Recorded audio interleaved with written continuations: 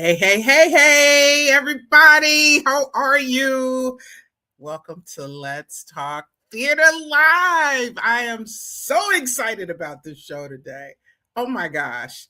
And Winston, you're on mute, but we can see you bright and shiny today. But we are today, this show, I cannot tell you how impressed I am with these people's resumes. It happened. The sound happened. Okay. Well, we got you here. We're back. You know what? This morning, we've got 3 special guests. And, the Atlanta Black Theater Festival is growing. And we have so many things that we can talk about. I'm so happy we started Let's Talk Theater Live. And today's conversation is called What the Spotlight Doesn't Show, because every creative life has a story behind the applause. And these people are going to give you a lot for your money today. I'm telling you, the wisdom and the depth of the experience of these 3 artists are going to blow you away. And of course, Winston, my co-host. Hey, Tony. We were just remarking, but it's good luck when stuff happens. Some technical stuff happens every time we do our episode. The enemy is busy. So, yeah. So I was going to say we're super excited about today, Tony. I know. Now, who do we have today? We got some powerhouses. For those of you who've been part of Let's Talk Theater in the past, you've seen many, many fantastic guests. Today, we've got a triumvirate of 3 amazing people who have done so many great things when it comes to telling stories. And so we're excited to have them up and have them tell a little about their stories and about their personal resilience. So I'm excited about today, Tony. I am. Yes. Well, let me introduce them and then I'll bring them on stage. We have Dana S. Hubbard. He's a veteran actor, director, and producer with more than 40 years in entertainment. He has worked with icons such as Spike Lee and Denzel Washington, creating award-winning films and stage plays, and continues to champion Black storytellers through his leadership and service. We also have Morgan Jones. She's a theater artist, educator, and the founder of Flower Child Productions, a graduate of North Carolina A&T. She's an Aggie, and she is passionate about helping others discover their potential through professional development training and the transformative power of the arts. And thirdly, we have Mel Hampton, a seasoned actor whose career spans theater, film, television, and hosting, with credits ranging from stage classics to screen appearances. Mel brings years of performance experience, versatility, and a deep love for the craft of storytelling. So we're going to bring them to the stage. Type it up in the comments.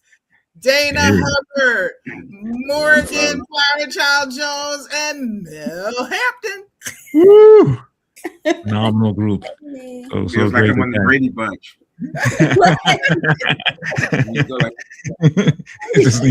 just need somebody in the center for sure. Right. That's for sure. Absolutely. Thank you guys for being part of Let's Talk Theater. We're going to jump right into it. We are super excited about your stories and what you've been up to. But I really want to start off by each one of you telling a little bit about, Tony just gave a little bit about your background, but I want you to tell our audience who've been listening to us now for a year, I guess, Tony, since we've been doing this, a little bit about what resilience means to you, especially when it comes to creating theater, getting people involved, producing work, whether it's film or theater. I want each one of you to talk a little bit about what the resilience looks like to you, because I am 100% certain that you've had some personal challenges when it comes to creating your craft. So I'll start off with Morgan first to give us a little bit about that from her perspective. Good morning, everybody. I'm excited to be here.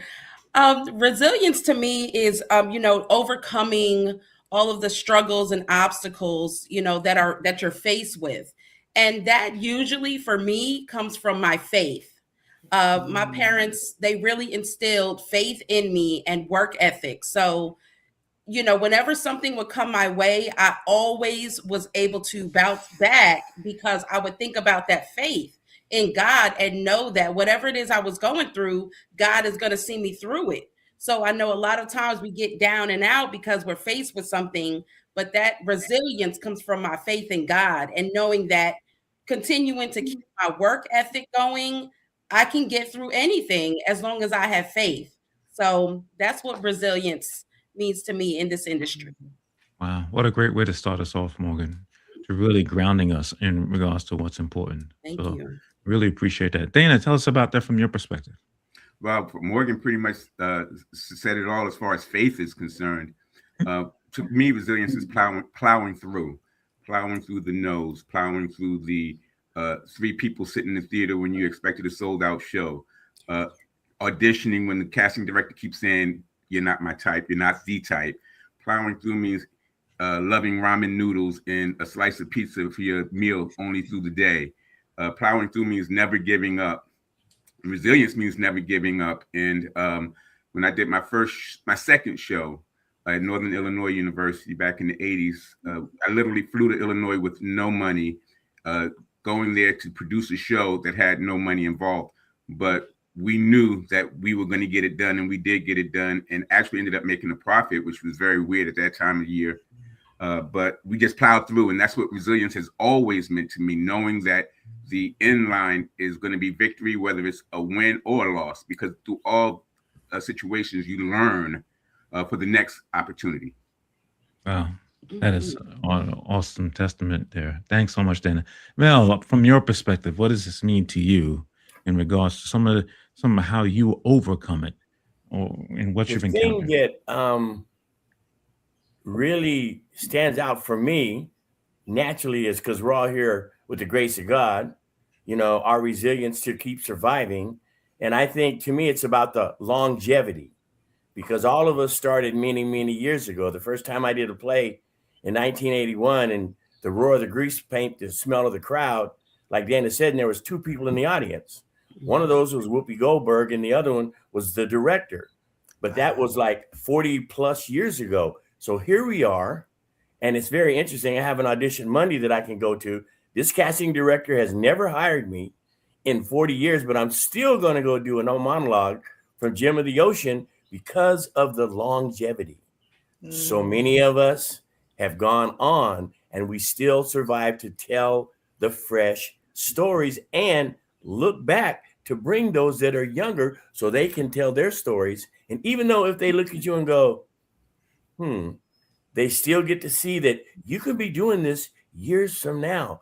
Tell your story.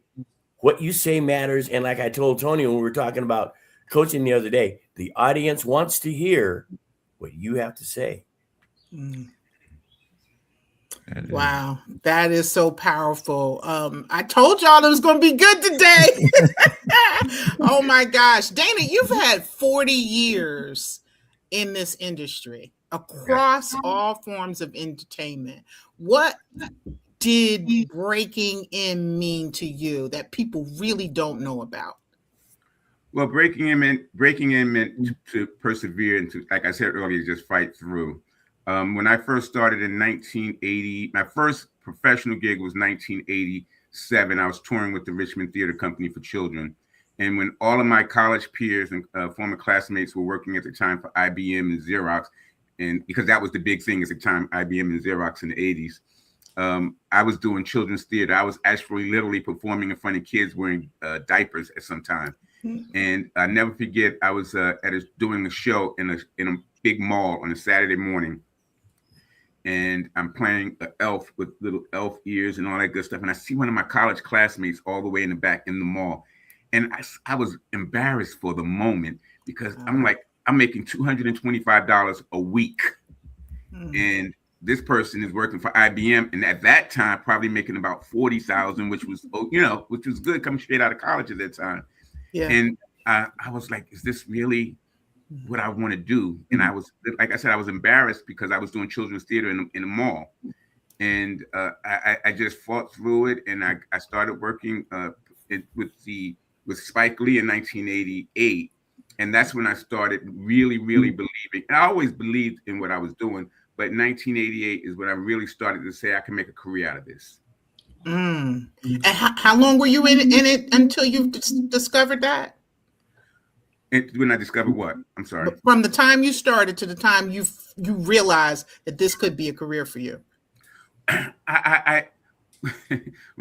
I first started out, I'm gonna tell you what my goal was. My goal was always to be in the David Letterman show. I have no idea why, but that was my goal in life, to be in the David Letterman show. But when I realized that I could persevere and make it through, was really early on in the game in 1988, because all of us were fresh and new at the time. We were working on Do the Right Thing with Spike, and I saw Black excellence at that time, and that's when it hit me to say, this is something that you can do. However, no one told me about the pitfalls that I was going to face in the industry throughout the 40 years of going on throughout the industry. But I always knew from the beginning that regardless of how big or how small, that this could be something, and this would be something that I would do for the rest of my life. I mean, and I'm getting echoes still. Do y'all hear the echoes? I put Slightly, but you're good. Slightly, you're good. I mean, and you think but you can also not know that you are talented, Morgan, or know or believe you are talented and not have talented. As a theater artist and educator, Morgan, what do you see among the young people, and what do they get or not get about getting started and being in industry? Well, I work with middle school, high school, and I've also returned to my alma mater to work with college theater students as well. And a lot of times what they don't understand is that their authenticity is what is going to, take them to the next level. Because I tell them, you were gifted with a talent from God. You were gifted with what the ancestors naturally put inside you. So copying anyone else is not what's going to take you farther. So I let them know, be who you are. Those creative ideas that are within you, that is what we want to see. That's what the audience wants to see. That's what directors want to see. So in this age of trending, and this is trending, and I have to be this way and that, I always go back to my students and I say, what do you have? What is your it factor? Because a lot of times no one has taught them that who they are naturally is what they can monetize. And what, God doesn't want anyone in poverty. Their natural gifts is what's going to help them flourish. So that's where I come in as Flower Child Productions. Is I teach the youth, this is what you're great at. This is your it factor. And I need you to let that shine. Whatever your creative ideas are, it doesn't have to look like this person. It doesn't have to look like this person's process. You create your own process. And so it's hard because the school system also is getting our kids to memorize. And, you have to do it this way. And you got to do the math problem this way. But when they come to theater class, I throw all that out the window. I want you to create your process. So that's what they don't get right now. And that's where, my production company comes in.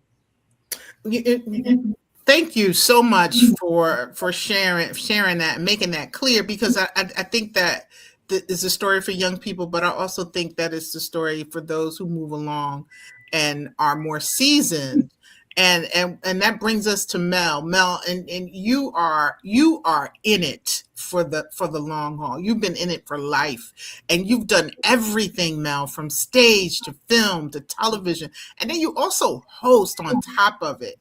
Now, those are multiple genres that require different skill sets. A lot of people don't understand that the medium for actors for film, television, and stage are different mediums requiring different skills. What helped you find your lane? I spoke to Steven Spielberg one time, and he said that the thing that he wants actors to realize is that you can learn to do anything. So I took a dance class. I took a hosting class. I took a voice class. I took a film class, a theater class, and had to learn the energy levels of each is different. Because you're doing live performances or you're hosting does not necessarily mean that when you go 2 hours later to that film audition or that commercial audition that you're going to be small enough that the camera catches everything. And that's what I always tell my students. You have to realize every genre is different. Your energy level, your reality, your it factor has to be for that particular genre. If you're speaking to an audience of 5,000, if you're speaking to an audience of 2 people in the casting room, if you're too big, if your voice is too large, you're not going to get that role. If you make the cameo your friend, make those that are in the room, or even at a stage audition, you're in a theater with you and a casting director and there's 250 seats. An actor should be seen, heard, and understood at all levels. If you adhere to those principles, listen to yourself, you'll be able to tell where you are. And if there's that fog that we all get as actors, try to clear that fog out before you go into the room. Realize that your it factor is what got you here. Just be yourself, be real, tell the truth. If it's intended for you, it's yours. If it's not intended for you, it's not intended for you. Doesn't mean that you're too short, too old, too fat, too skinny. What they're looking for at this moment is not what you're having right there at this moment. Be yourself. Love that. Love Wow. that. That's awesome. We want to thank the people who have put in their comments in. This is great. Thank you for all of your ideas and your comments about all of this. Some of them we'll be displaying it because there's a whole lot of fun. So thank you for doing that. You know, all 3 of you, and we knew it was going to be a powerhouse episode, and it's happening. Each one of you, there's an undercurrent to what each one of you are saying about your journey, and I want you to elaborate on it. And that's this concept of discipline and how you've been able to go through those times. But every day to day, everyone don't see the work that you have to do. So talk a little bit about the things you personally, you have to do when you get up in the morning and you say, I got to keep disciplined about my craft. Tell a little bit, the audience, a little bit about some of the stuff that you do around that. So Morgan, why don't you start us off with that?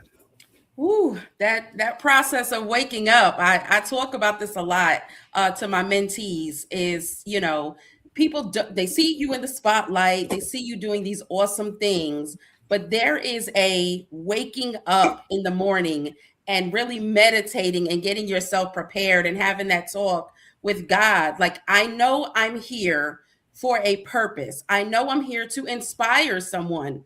Someone needs to hear this story.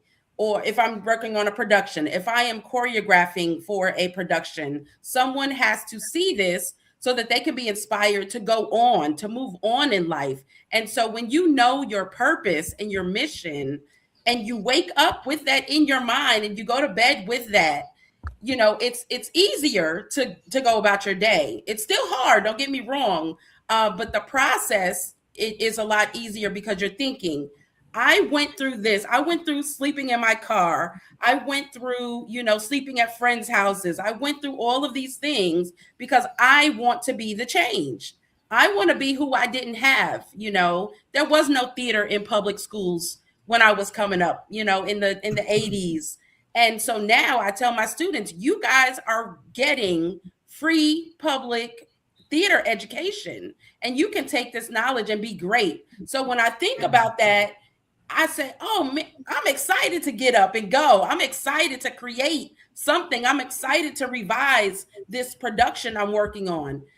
We have those times where it gets hard, but the process is the most beautiful part of it. And I don't think enough people understand that the process is what makes you such a beautiful artist and what makes art so beautiful during the creation. And then when you actually produce it and the audience gets it, that's the rest of the, you know, the beautiful product. But the process is what keeps me going and knowing I am changing someone's life. Wow. That is so great. Dana, tell us about your discipline process, whatever that means for you. But so thanks so much for your answer there, Morgan. So Dana, tell us about it from your perspective. Well, my perspective today is totally different back from what it was back in the 80s and 90s and 2000s, early 2000s. Currently, my process is I have to get up because I'm currently in pre-production for a film that I'm directing and producing. And the process is I have a huge schedule ahead of me every day, whether it's having conversation with my crew, my first AD, my staff, with SAG. I was on the phone the other day with SAG, and the power of just knowing that I have to wake up because I got to get this film together and I have to put it in order. The process is actually what motivates me and what makes me really get it done is I advertise it before I actually do it. So once I put it out there, then I really, really, really have to go forth and do it. So sometimes it's good to put it out there, and now you have no place to go but forward. So that's what really wakes me up in the morning, because now that I put it out there, I have to make it happen because eyes are on me. But when back in the day, the process was I got to get up because I got to pay my rent this month, and whether it be doing background acting work, whether it's working waiting a table, just knowing what the end game is going to be and what I want the end game to be and what I know the end game would be. So my process was to, Dana, get up, let's go, let's make it happen, and let's do it. And at the end of the day, Morgan said something earlier about her students, and when they come to her class, how they can just let themselves go. You know, all of that comes into play to say, I can make it happen, and you know, I got to get up and make it happen. So that's what gets it done for me. That is so awesome, Dana. Whew. The power keeps coming, Tony. They bring it in. So Mel, so Mel, tell us a little bit from a discipline perspective and how you keep going. Obviously, you've been doing this for a long time. Tell us about your process. From a discipline perspective, every morning when I wake up, I thank God that I got up that day. I do my morning meditation, my affirmation, I am I. I'm who I can be. I'm the best that I can be at this moment.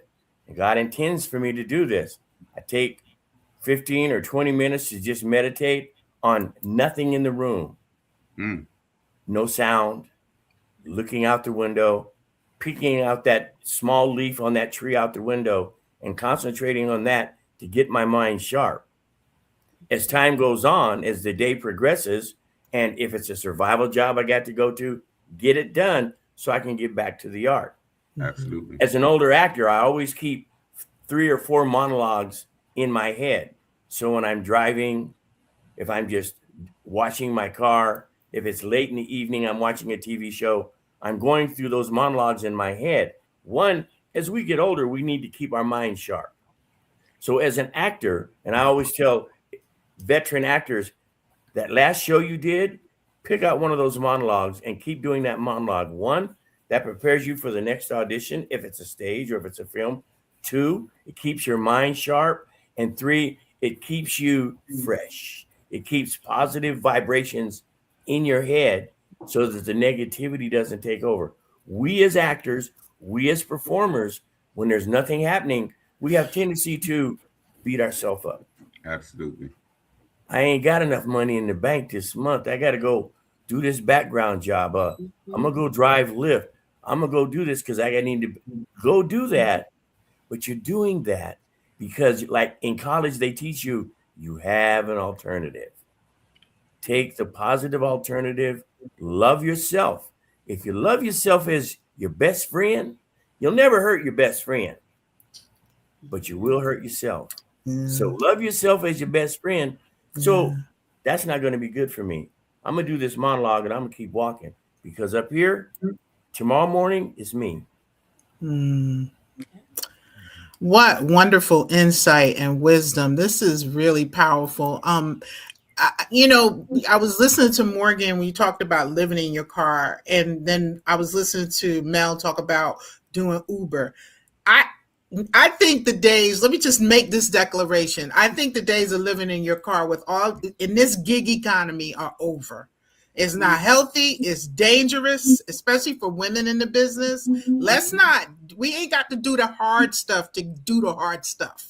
So I just want to make that declaration. This is a gig economy. You can hustle it up, and you got to be a hustler anyway if you're in this industry, but you also have to have discipline. So I just want, Mel, did you want to add something? Everything that we have done as artists is a part of our wallpaper. In our mind, we have something to call our sense memory. So when we're using those emotions for those characters, we have a realistic thing in our head. Take how that feeling that you had at that time, bring it to the present, because sleeping in your car, selling potpourri at the side of a road, standing behind that cash register at Sears and Roebuck, that's part of your wallpaper. You had to do that to make you who you are today. Never be ashamed of that. I agree with you, and thank you for making that point. I just don't want young people to think that that's the way you have to go to get a means to an end. And I agree with you wholeheartedly. I really do.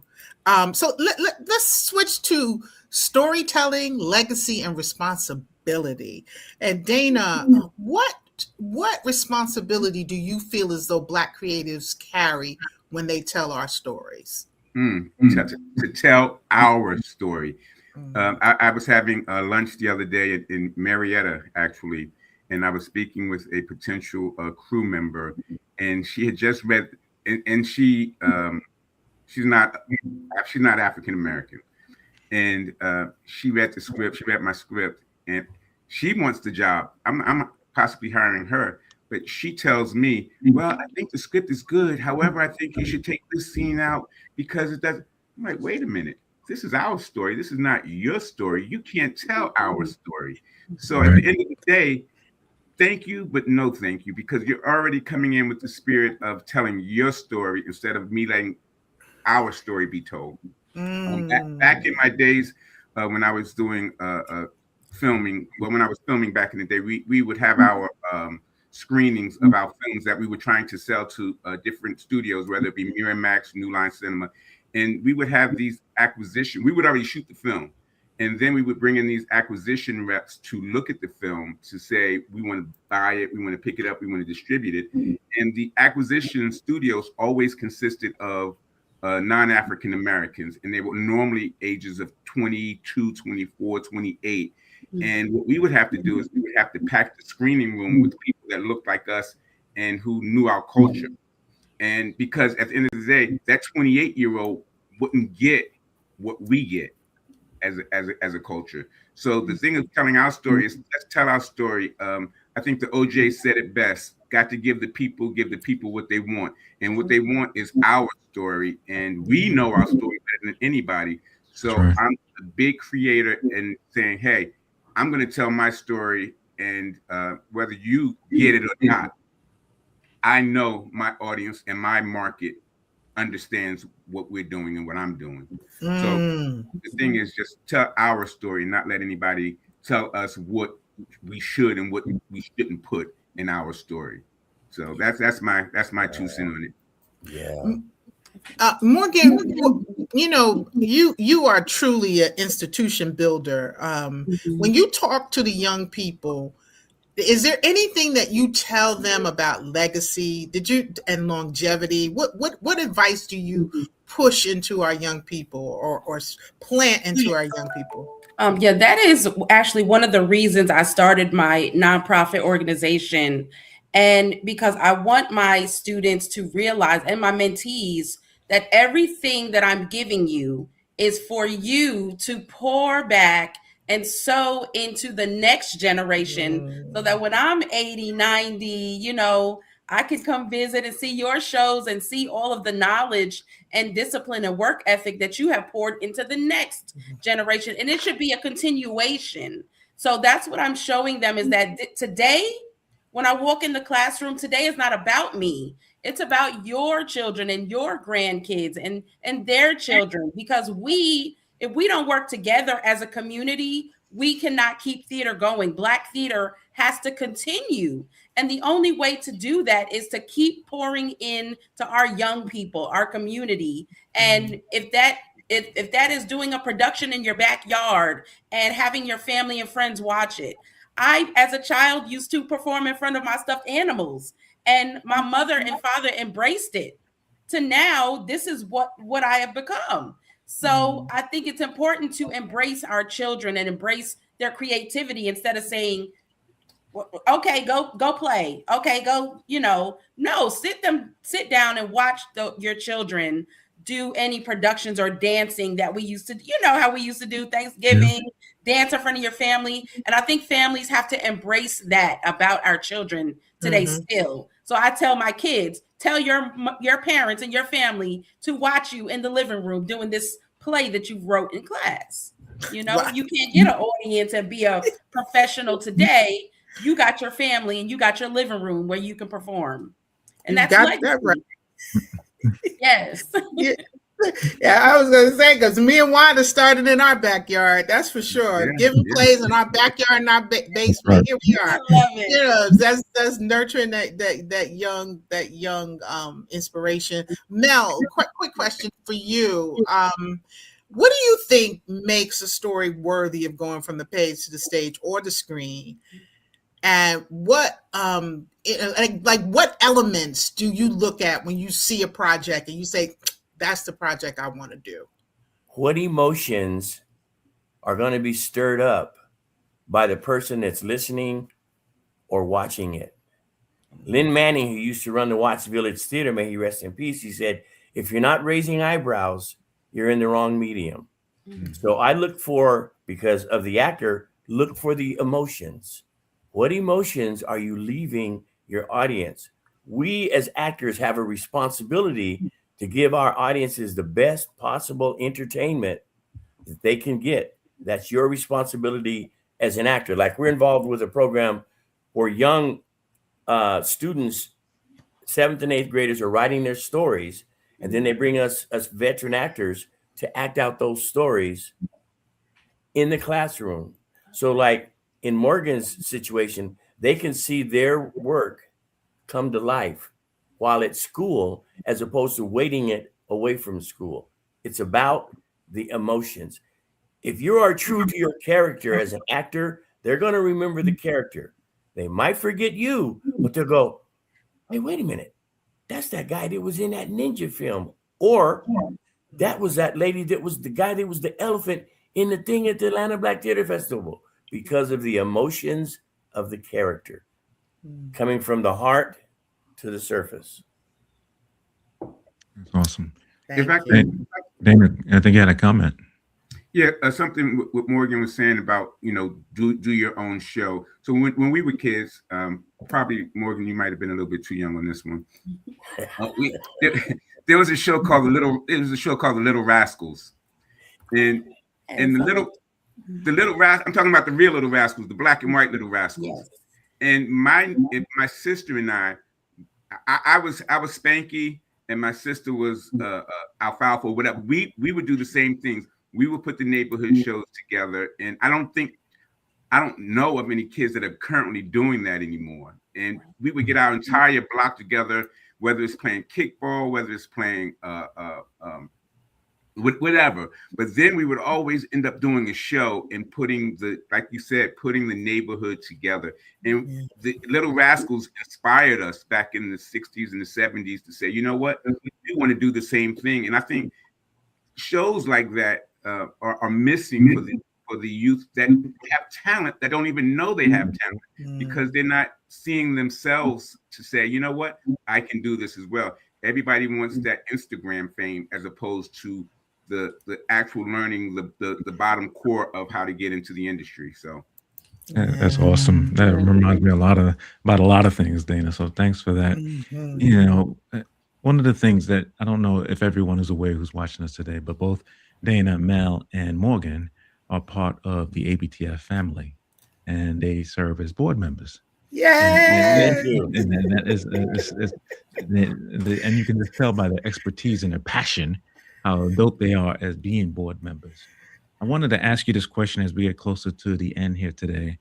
I personally believe that the ABTF, the power of us and what we do, the light of it can be seen beyond earth, can be seen spiritually. That's how powerful all of the people who have been part of the show in the past have been. So it may not be visible, but it can be visible spiritually, because that's how important it is for us to do. I want to get your thoughts about you being an ABTF board member, and what does the vision of the ABTF mean to you personally, and what you'd like to share with the audience.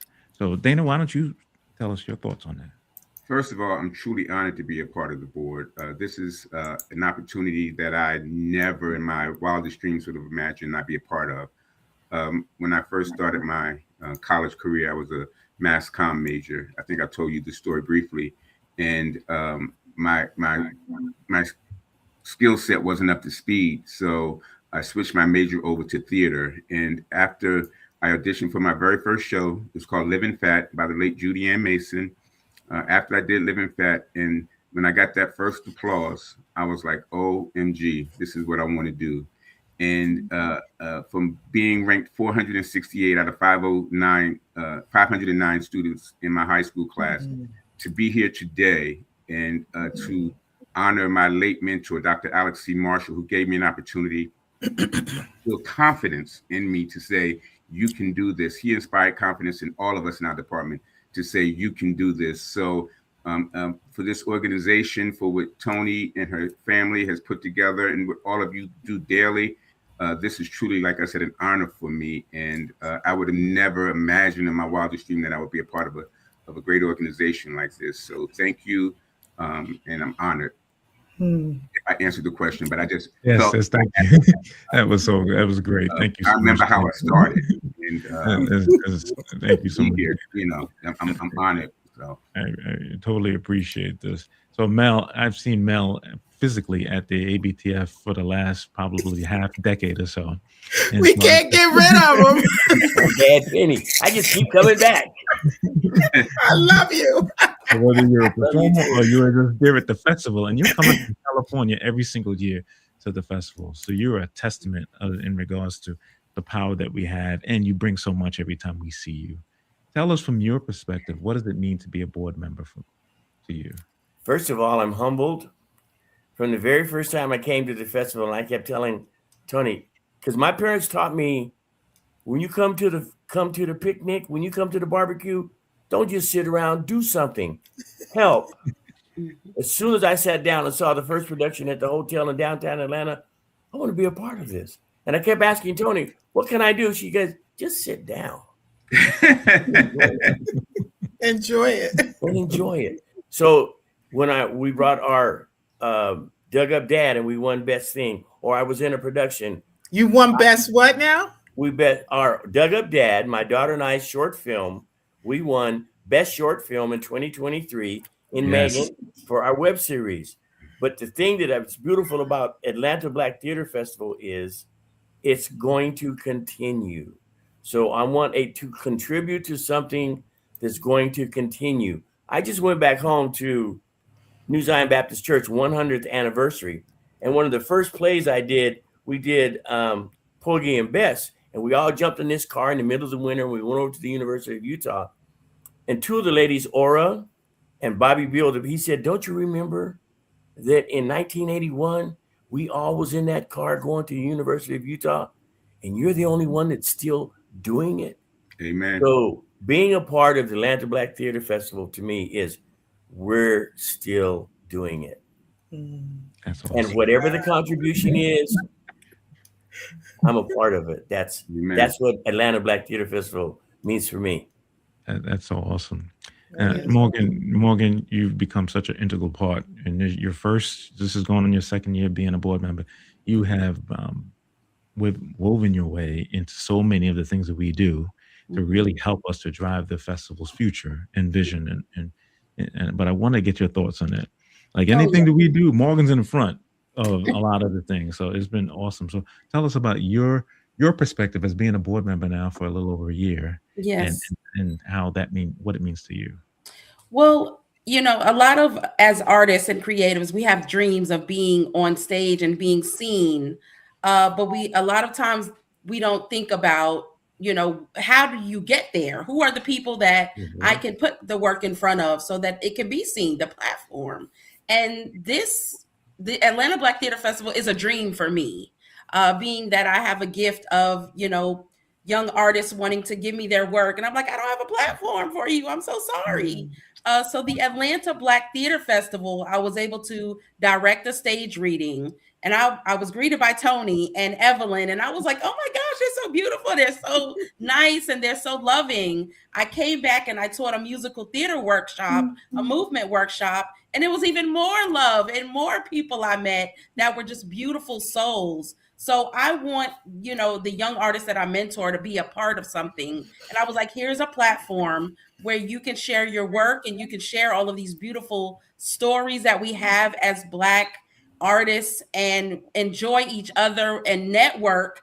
And there not be any, you know, it's all camaraderie. It's all beautiful people. I think I meet, oh gosh, more than 25 to 50 people every year who I still talk to, you know, throughout the year. We check on each other. So this has been a dream to be a part of this. It's an honor. And I'm just happy to be a part of continuing to tell our stories. So thank you all so much. Thank you. I am just so full. I thank God for the vision. I thank God that we've been able to sustain. It has been a difficult road, but we're here. And one of the things that I did not do, I did not introduce myself and Winston. At the beginning, I was so excited about y'all. And then y'all talking, they saying, those who are not familiar with the Atlanta Black Theater Festival, I am Toni Simmons Henson. I'm the executive director and co-founder, along with my sister, Wanda Simmons. And this is our incomparable leader, chairman of the board, Winston Wilson. I want to thank everybody today for coming. I hope you gleaned something from this wisdom. This is just a tip of the iceberg when it comes to what you get from the Atlanta Black Theater Festival. If you are an artist, an aspiring writer, a producer, a theater lover, a dreamer, Black storytelling matters. And you need to be in the house at the Atlanta Black Theater Festival. Stay connected. Make sure you subscribe if you're tuning in on YouTube. If you're following us if you're tuning in from Facebook, please go ahead and follow us. And let's talk. Let's keep theater alive. You need to be in the house here for our 15th year. Absolutely. 15 years is not easy to get to, and 15 years is going to be a celebration. It and is. So we need you all to be in the house here this Labor Day. Thanks for joining us. Thank you. Thank you. I'm sorry. I'm sad that it's over. Yeah.